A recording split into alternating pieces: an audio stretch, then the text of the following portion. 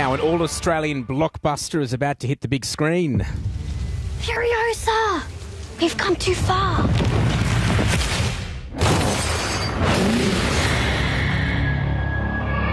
Furiosa!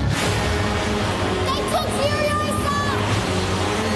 Sounds gripping. That is from Furiosa, the latest Mad Max movie from legendary Aussie director George Miller. Get this, it's the most expensive Australian film ever made.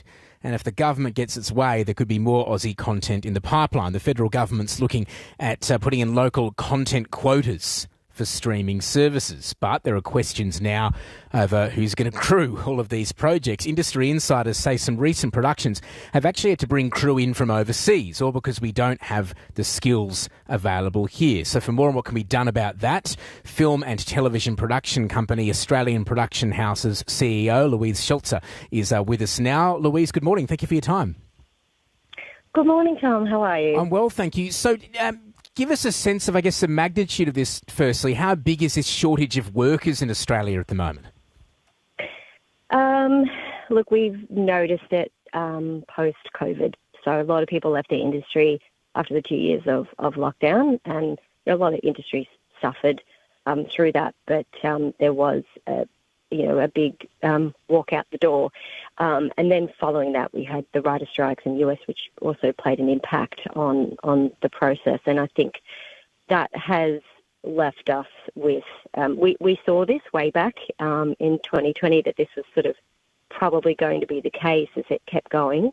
And yeah, we are looking at a state of affairs where every sort of in the below the line section, so that's everyone that's not a head of department or a director or producer in your top line cast, we are looking at we may have one or two people from Australia, but we are going to have to start sourcing them from overseas if we don't get onto the upskill. It was interesting because reading about this story in preparation, that was terminology I wasn't familiar with before in the film industry, above the line and below the line. So as you say, above the line, you're talking about your directors, your screenwriters, that sort of thing. Below the line, your cinematographers, your editors, audio, that sort of stuff. What kinds of people are you lacking at the moment in particular, though? Are we talking about both above and below? Yes, actually. I mean, cinematographer technically is above the line. Right, got that wrong. Yeah, but no, that's okay, because, the cinematographer is not the only person. There's only not one person holding that camera, right? They have a first AC, a second AC, and they quite often have assistants depending on the size of the project. So they're kind of they're the head of department, as you say, as a cinematographer. So those heads of department, and so all those people that work underneath them. And this is, I guess, the thing that we sort of, we kind of get wrong in the narrative around film and television. We put all this onus on, there's a director, and the director does everything and kind of thing. And actually the film's made by hundreds of people. Yeah. And if you look at your credits at the end of a film, you'll see the director, that's one person. And then you might see a first AD, a second AD, they've got some assistants. But then as you go down, it looks like a tree. You've got hundreds in post-production. You've got hundreds in lighting and sound and special effects. You've got, and in a large-scale film like Mad Max, which you guys reference, it's, really look at those credits and see how many people it actually takes to do all those small jobs that add up to one big, beautiful picture. I imagine a lot of those people probably went through the whole production not having ever met George Miller. Is that probably fair enough? Yeah. Happens a lot. Yeah, no doubt. So what needs to happen? I mentioned there those quotas, coming in, more local content, theoretically a good thing, but you need the crews to be able to make it. What do you think needs to happen now to fill that gap that we've been talking about? I think the biggest thing we need to do is we have the universities, we have the space, we have the talent, we actually have the resilience.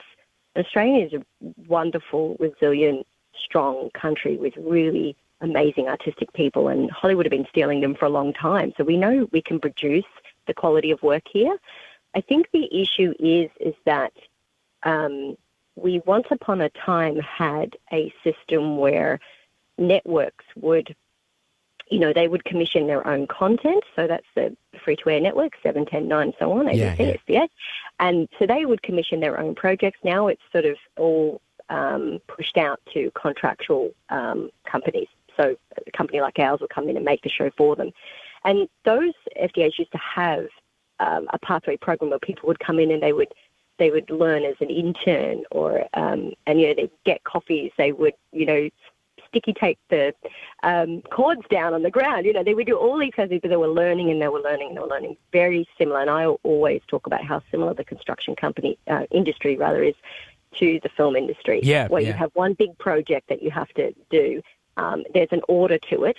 If one person doesn't do their job right, the other person, you can't do their job, and so on. And so this learning on-the-go skill set's really important. So you say we're kind of losing, sorry to interrupt, we're sort of losing those pathways now. Is that what you're saying? We are. And so the issue that you've got is that you're doing too much theory at uni, and because the teachers can't actually teach past that, because it's not even their fault.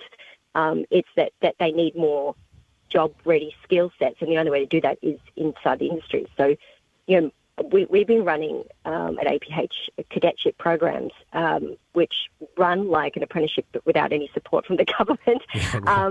And we're taking uni leavers. Some of these have like masters and, full degrees in film and television or script writing and so on. And we're basically showing them that in order to get a film made, this is what you have to do. And we run them from a producer cadetship, from junior producing to senior producing, so that producers are the ones that are actually putting these teams together, sourcing these people and all that kind of stuff. So we're doing that for cadets for in the producer side. But you could run the cadetship program, apprenticeship style program across the entire sector. Any of those skill sets. Yeah, it's interesting. Everything. It sounds like what you're saying is you got a lot of people who might have the theory down pat, but they've never actually been on a film set to actually do things in practice. I'm interested to know, though, we've only got a short time, about a couple of minutes before the news. Forgive me, but there are long hours and the work can be temporary with feature films, right? So what are the challenges for people wanting to sign up for a career in the film industry? Maybe asking that question. Am I actually going to get work? Constantly. Am I going to be able to pay the bills?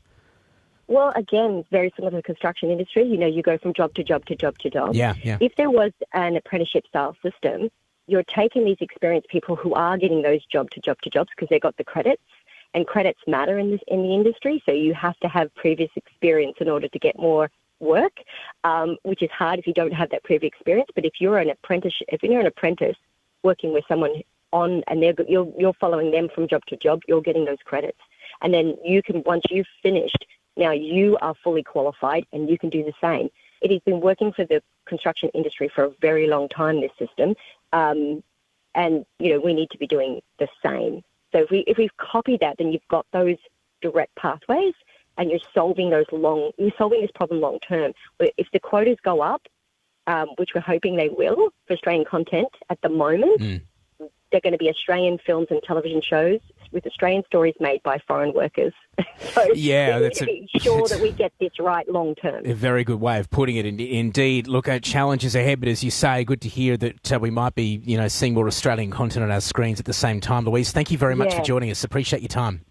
No problem. Thanks for having me. Good on you. Thanks a lot. Louise Schultze, there's the CEO of the film and television production company Australian Production House there. This is ABC News Radio across Australia. Thanks very much for joining us.